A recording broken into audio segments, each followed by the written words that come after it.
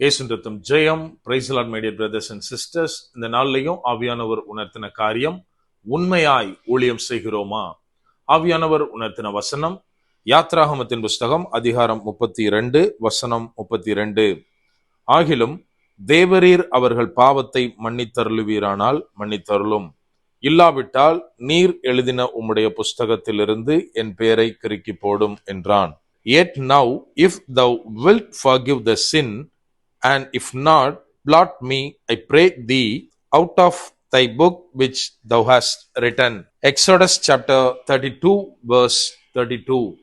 என கண்மானவர்களே, இந்த இடத்திலே மோசே தேவனிடத்தில் சொல்றாரு, அதாவது அவங்க பாவத்தை உங்களால மன்னிக்க முடிஞ்சா மன்னிங்க ஆண்டவரே, அப்படி மன்னிக்க முடியல அப்படின்னா என் பேரை ஜீவ புஸ்தகத்திலிருந்து கிறுக்கி போடுங்க அப்படின்னு இந்த இடத்துல குறிப்பிடுகிறார். இன்றைக்கு தேவனாலே அழைக்கப்பட்ட தேவ ஊழியர்களாகிய நாம் உண்மையாய் ஊழியம் செய்கிறோமா? நம்ம கொஞ்சம் யோசித்து பார்க்கணும். அதாவது இப்ப சமீபத்துல ஒரு சகோதரியை குறிச்சு ஒரு காரியம் எனக்கு நான் கேள்விப்பட்டேன். அதாவது அவங்க ஒரு சபைக்கு போற ஒரு சகோதரி, கல்யாணம் முடிஞ்சு 2.5 வருஷம் ஆகுது. அவங்க கணவனும் மனைவியாக அந்த சபைக்கு போறாங்க. ஒரு சிறிய சபைதான். அங்க சபை கட்டப்படுது. இப்போ அந்த சபை போதகர், அதாவது இதை கேட்ட உடனே அவங்க இந்த சர்ச், அதாவது ஆர்சி பேக்ரவுண்ட்ல, சிஎஸ்ஐல, இசிஐல, அட்வென்ட்ல, இண்டிபெண்டன்ட்ல, அந்த மாதிரி யாரு அப்படின்னு வகை தேட வேண்டாம். இன்னைக்கு அநேக சபைகள்ல இந்த மாதிரியான பிரச்சனைகள் போயிட்டு தான் இருக்கு. அந்த சகோதரி, அந்த சபை கட்டப்படுது. இப்போ அந்த சகோதரிட்ட அந்த போதகர் ஒரு குறிப்பிட்ட அமௌண்ட் கேட்கிறாரு. அதுக்கு அவங்க சொல்லியிருக்காங்க, இல்ல என்னால இப்ப தர முடியாது, எங்களுக்கு நிறைய கமிட்மெண்ட் இருக்கு அப்படின்னு சொன்ன உடனே இம்மிடியேட்டா அவருடைய வாயிலிருந்து வந்த வார்த்தை, உனக்கு குழந்தையே பிறக்காது, உன் கர்ப்பப்பையில கேன்சர் பாடுபடுவ அப்படின்னு இம்மிடியேட்டா சொல்லி அவங்க பயங்கரமா அழுதுட்டு இந்த காரியத்தை ஷேர் பண்ணியிருக்காங்க. என கண்மானவர்களே, அதாவது போதகராய் இருந்தாலும் சரி, ஊழியக்காரராய் சுவிசேஷகராய் இருந்தாலும் சரி, இது சரியா? அதாவது என்னோட வியூவை சொல்றேன், இது 100%, மோர் தென் 100% அக்செப்டபிள் கிடையாது. இதுல சில காரியங்கள் இருக்கு. சில நேரத்துல நம்ம ஜெபம் பண்ணிட்டு இருப்போம், பிரேயர் பண்ணும் போதுல ஆன் த ஸ்பாட் தேவன் சிலரை குறித்து சிலரோட பேசுவாரு. அது ஒரு பக்கம். அந்த இடத்துல அதை கண்ட்ரோல் பண்ணவோ அதை ஹைட் பண்ண முடியாது. இன்னொரு காரியம், இன்கேஸ் ஆண்டவர் நமக்கு ஒருத்தரை பத்தி, ஒரு பிரச்சனையை பத்தி தெளிவுபடுத்துறாரு, நமக்கு வெளிப்படுத்துறாரு அப்படின்னா அவங்கள கூப்பிட்டு சில காரியத்துல இந்த பிரச்சனை வர்ற மாதிரி எனக்கு தோணுது, ஆண்டவர் சொல்றாரு, எச்சரிக்கையா இருங்க, ஜெபம் பண்ணுங்க, தப்பிச்சுக்கோங்க, இப்படின்னு தான் நம்ம அறிவுரையை சொல்லுவோமே தவிர இந்த மாதிரி ஒரு சாபத்தை கொண்டு வருகிற மாதிரி பேச மாட்டோம், பேசக்கூடாது. இந்த இடத்துல நம்ம பார்க்கிறோம், இஸ்ரவேலர் தேவனுக்கு விருப்பம் இல்லாத, தேவன் அருவருக்கிற அந்த கண்டுகொட்டியை செஞ்சு தேவ கோபத்துக்கு ஆளாகிறாங்க. அப்ப என்ன நடக்குது? தேவன் சொல்றாரு மோசேயை நோக்கி, நீ விலகி போ, நான் இந்த ஜனங்களை அழிக்க போறேன் அப்படின்னு. வசனம் 11 இருந்து நம்ம வாசித்தோம்னா, மோசே தேவனிடத்தில் லிட்டரலா கெஞ்சுறாரு, ஆண்டவரே, இவங்களை நீங்க மகா அற்புதங்களாலே எகிப்து தேசத்துல இருந்து வெளியில கொண்டு வந்தீங்க, அவ்வளோ அடையாளம் செய்து கொண்டு வந்தது. மத்தவங்க சொல்லுவாங்க, ஓ, எகிப்துல இருந்து கொண்டு போன இவன் வனாந்தரத்தில் கொண்டு போட்டான் அப்படின்னு சொல்றதுக்கா?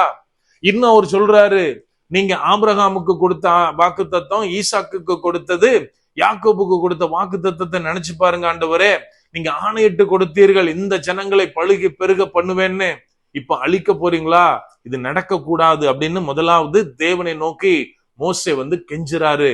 அதுக்கு அப்புறம் நம்ம வாசித்த இந்த வசனம் சொல்லுகிறது, கடைசியா சொல்றாரு, இந்த ஜனங்களை மன்னிங்க ஆண்டவரே, இன்கேஸ் முடியல அப்படின்னா, மன்னிக்க முடியாத அளவிற்கு நீங்க உங்க மனசை மாத்தல அப்படின்னா ஜீவ புஸ்தகத்திலிருந்து என் பேரை கிறுக்கி போடுங்க அப்படின்னு. என கண்மானவர்களே, இந்த இடத்துல மேய்ப்பன் அந்த ஜனங்களை மேய்த்து கொண்டு போகிற மோசே ஹையஸ்ட் ப்ரையாரிட்டியா அவங்களுக்காக திறப்பிலே நிற்கிறார். அவர் சொல்றார், நம்ம ஓடுற ஓட்டம், பிரயாசம் எல்லாம் எதுக்கு? ஜீவ புஸ்தகத்துல பேர் வர்றதுக்கு தான். அதை கிறுக்கி போடுங்க அப்படின்னு சொல்ற அளவிற்கு ஜனங்களுக்காக உத்தரவாதம் எடுத்த ஊழியக்காரன் தான் இந்த மோசே. இன்னைக்கு நம்ம எத்தனை பேர் இந்த நிலையில நிக்க முடியும்? என கண்மானவர்களே, இன்னைக்கு நம்ம ஊழியம் செய்கிற நாம், போதகரா இருக்கலாம், இவாஞ்சலிஸ்டா இருக்கலாம், யாரா இருந்தாலும் கர்த்தருடைய ஊழியம் செய்கிற நான் எனக்கு முதல் மரியாதை வேணும், எனக்கு மாலை வேணும், பாராட்டு வேணும், முதல் சேர் வேணும், முதல் பிரியாணி வேணும், இதெல்லாம் வேணும். ஆனால் ஜனங்களுக்காய் திறப்பிலே நிற்கிறோமா? என் ஜனத்துக்கு ஒரு பிரச்சனை, ஒரு பாடு, ஒரு குடும்பத்திற்கு, ஒரு ஆத்மாவுக்கு ஒரு ப்ராப்ளம் அப்படின்னா எத்தனை பேர் தூங்காமல் அழுது தேவ சமூகத்துல நின்று அவர்களுக்காய் ஜெபம் பண்ணுகிறோம்? நம்ம கொஞ்சம் யோசிக்கணும். எத்தனை பேர் இந்த மோசையை போல தேவனுக்கு முன்பதாக உத்தரவாதம் எடுக்கிறோம்? எனக்கு அன்பானவர்களே, இன்னைக்கு அநேகர் இந்த நான் மேல முன்னாடி சொன்ன அந்த போதகரை போல அநேக நேரத்தில் பிஹேவ் பண்றவங்களா இருக்கும். எனக்கு வேண்டியது வரணும், வரலன்னா சாபம். இது எப்படி? இந்த சாபம் தேவனிடத்திலிருந்து வந்ததா? நம்ம கொஞ்சம் யோசிக்கணும். அடுத்தது இன்னொரு காரியம், விசுவாசிகள் செய்ய வேண்டிய முக்கியமான காரியம், தேவன்கிட்ட பேசுறதுக்கு ரெக்கமெண்டேஷனுக்கு போக கூடாது. இன்னைக்கு இந்த இஸ்ரவேலர் மாதிரி அநேக நேரத்துல நம்ம என்ன பண்றோம் தெரியுமா? எனக்கு ஒரு காரியம் வேணும், எனக்கு ஒரு தேவை, எனக்கு ஒரு ஜெப குறிப்பு, எனக்கு ஒரு ஆண்டவர்கிட்ட இருந்து பதில் வேணும் அப்படின்னா ஒரு ரூட் போடுறோம். யார் வழியா? ஊழியக்காரர்கள் வழியா. ஊழியக்காரர்கள் எப்படி இஸ்ரவேலர் மோசையை பார்த்தாங்க, மோசே தேவனை பார்த்தாரோ அதே மாதிரி இன்னைக்கு ஜனங்கள் ஊழியக்காரர் தேவனை பார்க்கிற இந்த நிலைமை மாறணும். இதை இயேசு கிறிஸ்து சிலுவை மரத்திலே நமக்காக செய்து முடித்தார். நம்ம பார்க்கிறோம் அங்க திரைச்சீலை கிழிந்தது அப்படின்னு. அப்படியானால் இது எதை காண்பிக்கிறது? நாம் நுழைய முடியாத, நுழைய தகுதி இல்லாத ஆசாரியர்கள் மாத்திரமே நுழையக்கூடிய தேவனுடைய சமூகத்தை, அந்த சமூகத்துல பரிசுத்த பர்வதத்துல நாமளும் நுழைகிறதுக்குரிய அந்த நுழைவு சீட்டை தான் இயேசு கிறிஸ்து தமது இரத்தத்தின் மூலமாக சிலுவை மரத்திலே நமக்கு தந்தார். ஆகவே என கண்மானவர்களே, நாம் செய்ய வேண்டிய காரியம், எந்த ரெக்கமெண்டேஷன் போகக்கூடாது. தேவனிடத்தில் நமக்குரிய ரிலேஷன்ஷிப்பை எடுத்துக்கொண்டு நமக்கான காரியத்தை பெற்றுக்கொள்ள வேண்டும். அதுக்காக ஊழியக்காரங்க இம்பார்ட்டன்ட் கிடையாது, முக்கியம் கிடையாது அப்படி சொல்ல வரல. மாறாக ஒரு அப்பா பிள்ளைன்ற ரிலேஷன்ஷிப்பை நம்ம மெயின்டைன் பண்ணணும். அது இந்த இடத்துல மிகவும் முக்கியம். என கண்மானவர்களே, இயேசு கிறிஸ்து அழகாக சொல்லுகிறார், மேய்ப்பன் எப்படி இருக்கணும்? தன் ஆடுகளுக்காக உயிரை கொடுக்கணும், அவங்களுக்காக எல்லாவற்றிலும் அவன் பொறுப்படுத்திக் கொள்ளணும். இதை அவர் பிரீச் பண்ண மாத்திரமல்ல, தன்னுடைய வாழ்க்கையில செய்து காண்பித்தார்.